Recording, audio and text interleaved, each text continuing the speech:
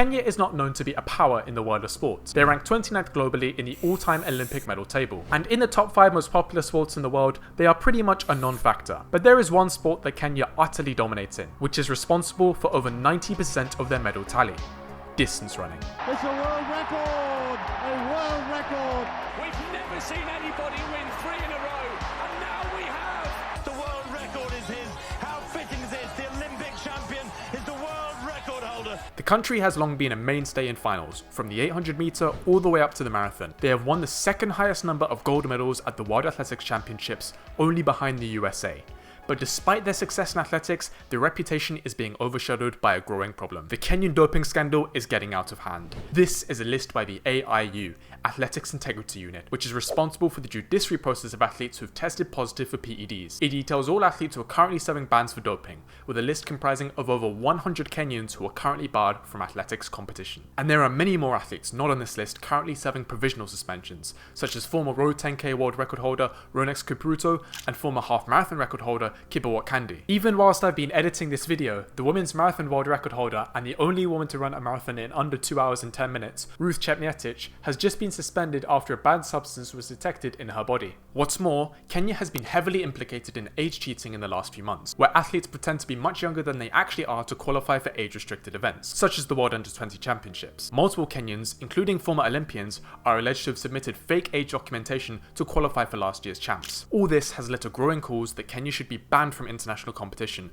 at least until they have made substantial improvements in both drug and age-related cheating. This video will explore the pervasive nature of both issues in the country, explain why it seems especially bad in Kenya, and finally consider whether Kenya should be banned from international competition, because the answer isn't as simple as many people make out. Let's first get into the nature of doping in Kenya. What are athletes taking, and how exactly are they obtaining these PEDs? The World Anti-Doping Agency, or WADA, published a document in 2018 where they collaborated with the AIU and ADAK, Anti-Doping Agency of Kenya, to find out exactly these issues. Here are some of the conclusions that they found. Kenyan athletes have had 138 positive tests between 2004 and 2018, of which 95% or 131 were from athletics. This graph breaks down all the drugs Kenyan athletes have been caught with in that time frame, with the 3 most common by far being EPO, corticosteroids, and our heavy favourite, nandrolone. EPO and corticosteroids boost red blood cell production, boosting athletes' endurance and training ability. Nandrolone, whilst associated more with powerlifters and other strength athletes, boosts muscle recovery and development, which allows runners to recover more effectively. But how exactly do Kenyans obtain these drugs on such a widespread scale? Unlike countries known for more organised doping regimes, such as the state-sponsored doping in Russia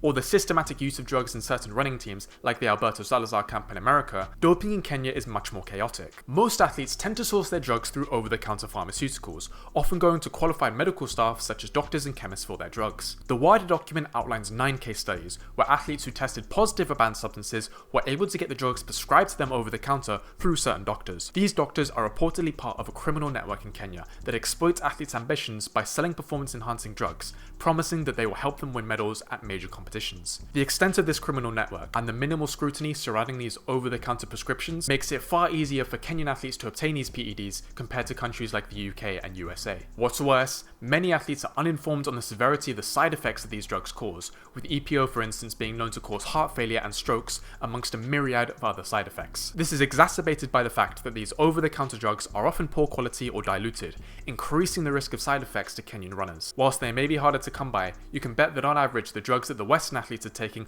are much higher quality and safer to use. Brett Clothier is the head of the Athletics Integrity Unit, and he visited Kenya for a week in 2023 to discuss greater anti-doping measures in the country. Whilst the 2018 WADA report highlights the more spontaneous nature of doping in the country, Clothier says the past 5 years have seen an increase in sophistication and organised criminal activity. Now, whilst this does shed light on the nature and extent of doping in Kenya, it still doesn't give the full picture as to why the country is overrepresented in doping statistics. There are a number of factors that exacerbate doping in the region that have been identified by major athletics bodies. Starting with the first one, Kenya's large talent pool. As we have established, Kenya is undoubtedly a powerhouse in the athletics world. Since they have one of the world's largest talent pools in the sport, with many athletes capable of medaling, far more runners need to be tested compared to most countries. If the number of athletes that needs to be tested is higher, there is more funding and logistical difficulty in testing everyone effectively, and anti-doping agencies are struggling to keep up. As a result, more people slip through the net, and the athletes who are tested are done so less effectively, making the test easier to bypass. This goes without mentioning the pool of sub-elite runners who are right at the heels of the international athletes. athletes, national and regional champions who are talented and hungry for success. They just have yet to break out on the world stage. Kenya has a huge pool of these runners, but they often fly under the radar of most anti-doping agencies who need to focus their limited resources on the top athletes. And to make matters worse, these sub-elite runners are constantly threatening to replace the top athletes, increasing the pressure for everyone to dope lest they be replaced by an up-and-coming newbie. But the issues don't stop there. Corruption is a large problem in Kenya, with the country ranking 126th out of 180 countries in Transparency's Global Corruption Index. Wesley Korir is a two-time winner of the Boston and LA Marathon, and turned to a politician which he uses to campaign for anti-doping policies. In this documentary by Unreported World, he describes Kenya as being too corrupt to implement anti-doping. People from outside. Because let me tell you, we live in a corrupt country. To me, if you hire a Kenyan to go do out of competition testing by himself, I won't trust that urine he's bringing if it's real urine.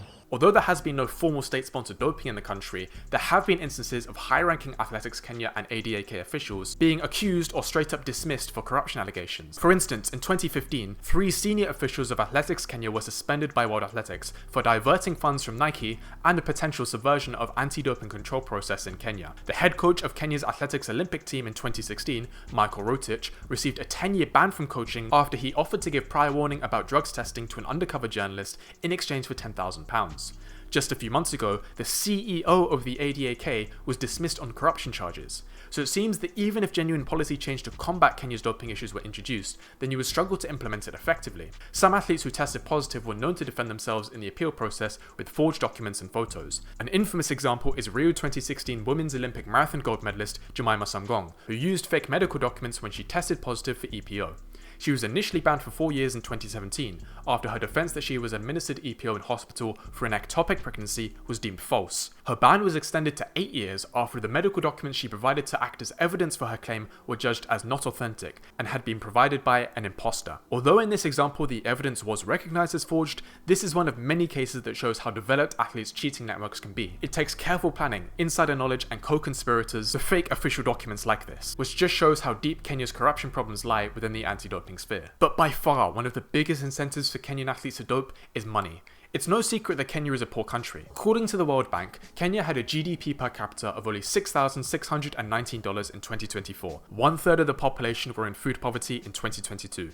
This means they have millions of people who are desperate to make their lives better for themselves and their family. And running is a very attractive way to do this. Elite runners are paid handsomely in sponsorships and race earnings, which leads many athletes to train primarily for the goal of lifting their family out of poverty. Look at some of the prize pools for the major marathons around the world. Boston Marathon, 150k, 75k, 40k. Chicago Marathon, 100k, 75k, 50k. And this goes without mentioning hefty bonuses for fast times, course records, and world records. A podium position in any of these major marathons could set a Kenyan runner up for life, all through one race. And they don't even need to win the top marathons like the Abbott Majors. Take the Dubai Marathon, 80k, 40k, 20k, or the Seoul Marathon, where the winner can take home more than $100,000 in prize money. Even in the national scene, athletes can still win a few $1,000s from a regional competition. In a country where poverty is so widespread, this is life-changing money. And this goes without mentioning the respect and glory you would get from your people in the city and country as a whole. In the same way as footballers in Brazil or cricket players in India are viewed, elite runners are seen as national heroes in Kenya. There is a cultural pride around running in Kenya that doesn't really exist in any other country. Being a Kenyan national runner is one of the most prestigious things you can do. So when there is so much to gain, not just from a vanity perspective, but the chance to give yourself, your family, your children, siblings, your entire community even, a chance at a better life, then it's small wonder why so many athletes turn to PEDs. Couple that with the ease to avoid detection, the widespread nature of PEDs,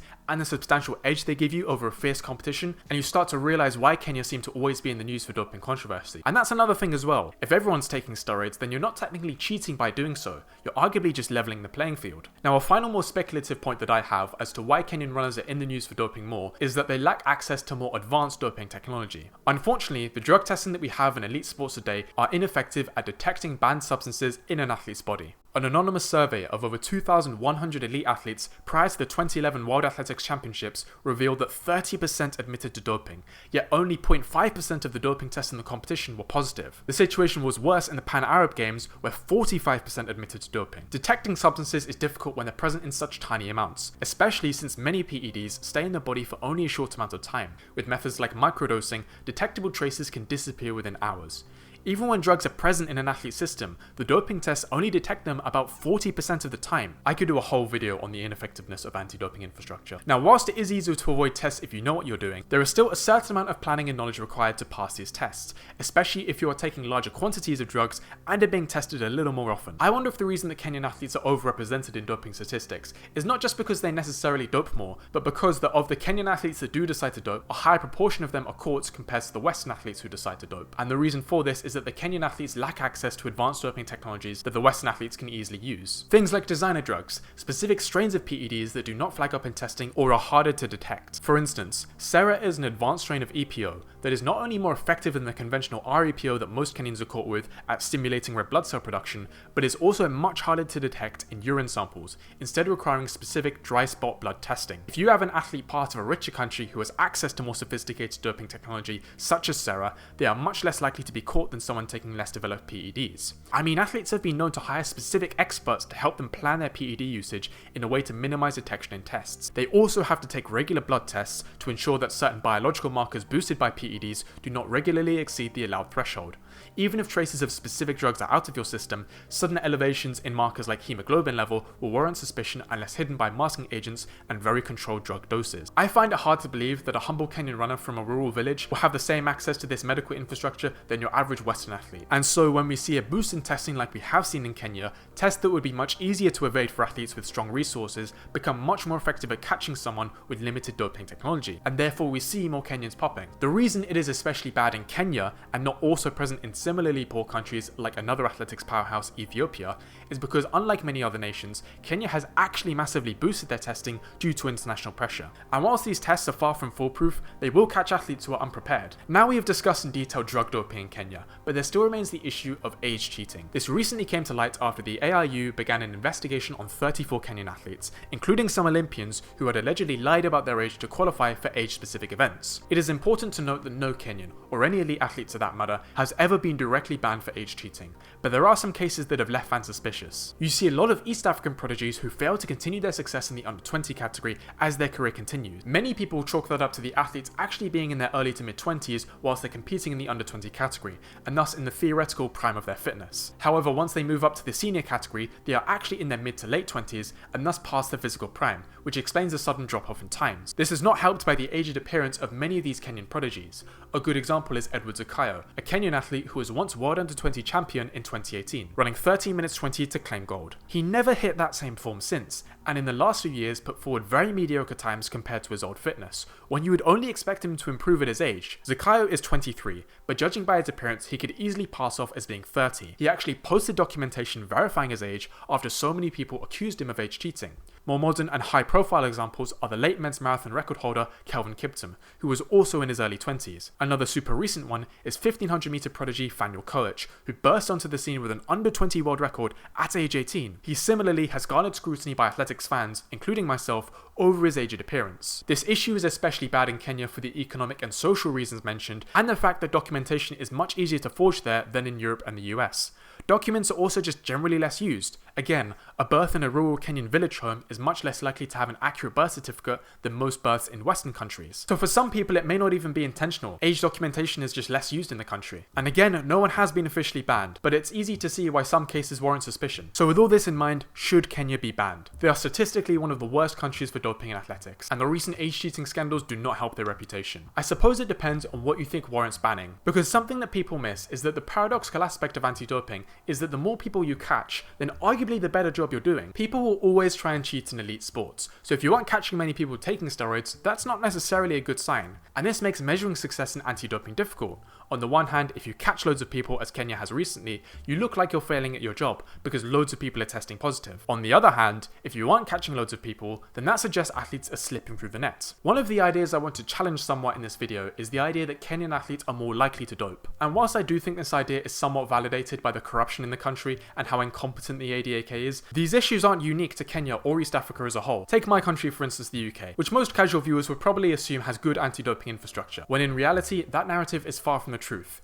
UKAD, the UK's anti-doping agency, is chronically underfunded by the government. Prior to the 2022 World Athletics Championships, the average number of out-of-competition tests on British athletes was 2.42, which is laughable. 16 athletes did not receive a single out-of-competition test in 10 months. And despite all the issues we may have going on here, the UK is nowhere near as poor a country as Kenya. What's worse, our testing rate prior to the champs was actually better than Australia, Italy and France. So it's not just that the UK is bad, it's that many developed nations have terrible testing regimes. This is a page on the UKAD website which lists every single British athlete competing in athletics who is currently serving a ban for doping. That's right, no one in the UK is currently serving an active ban. Now I say this as someone who is proud of UK athletics, of the grassroots culture we have and of the achievements of many British athletes on the athletic stage. But you cannot look me in the eye and convince me that not a single British athlete today is doping. If you haven't banned anyone recently, it's not because our country is full of angels who don't dope, it's because you're not catching them. Now yes, the systemic corruption and network of PEDs in Kenya does make me think it is especially bad for doping, but this is within a context where pretty much every testing regime is inadequate.